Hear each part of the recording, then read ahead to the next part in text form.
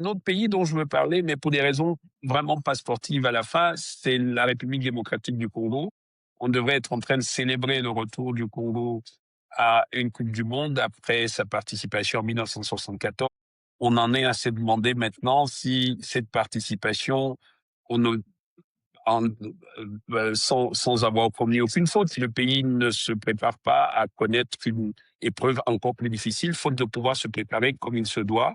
On lui impose une quarantaine, on lui impose de ne pas jouer des matchs amicaux, tout cela à cause d'une épidémie d'Ebola qui se déroule, tout compte fait, très loin de joueurs qui jouent pour l'essentiel en Europe. En fait, la République du Congo est victime du principe de précaution. Ce n'est pas sa faute, mais les autres pays se disent, il vaut mieux prévenir que guérir, donc on veut éviter des morts, donc on ne sait pas. Euh, il faut avoir regardé de plus près. On vous dit juste qu'il y a Ebola au Congo et que l'équipe du Congo vient chez vous.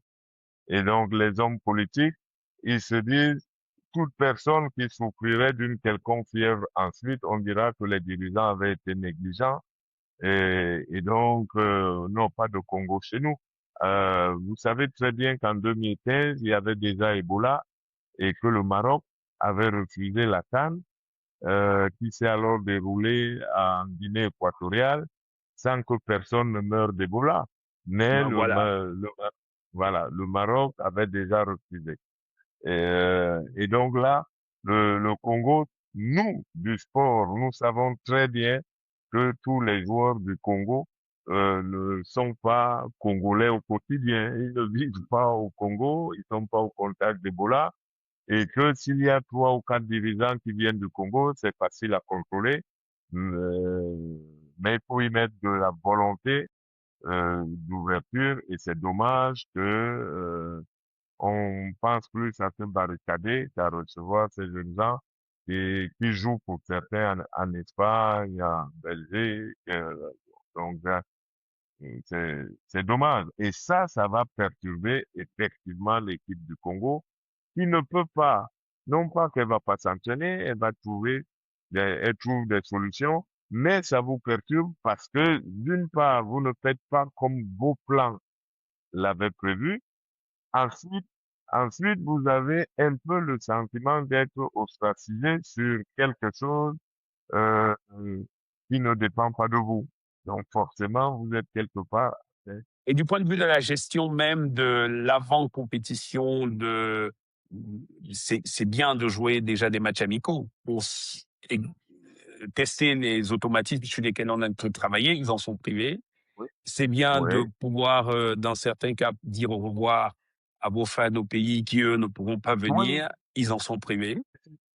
c'est absolument.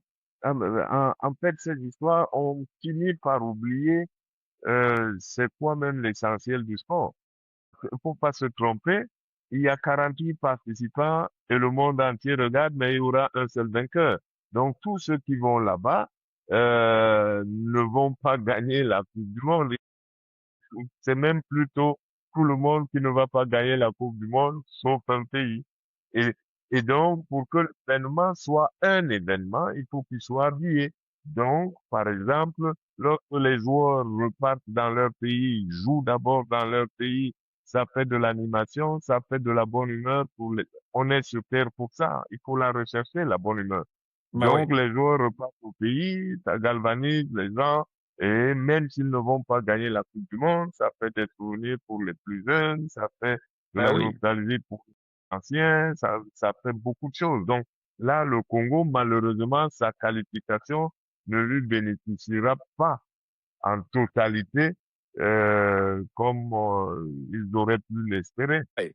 Et c'est une chose plutôt triste. Fermons ce chapitre football Coupe du Monde